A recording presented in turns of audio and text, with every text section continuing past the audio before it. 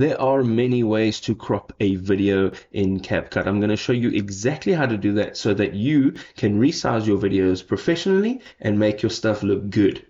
Let's jump into it. So there are a few ways to actually crop a video within your CapCut desktop app. So I'm going to show you the first way. You're going to click on your video clip and select it.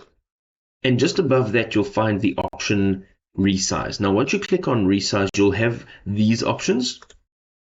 This is the ability to resize or crop this video freely.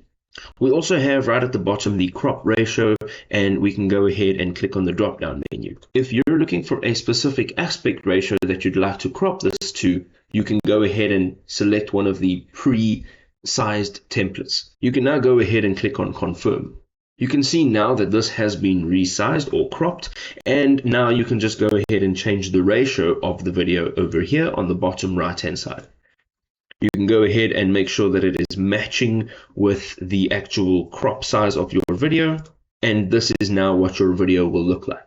The second way of doing this is just using the corners of the actual preview, and you can just make sure your video is selected, and now you can just click down and drag accordingly.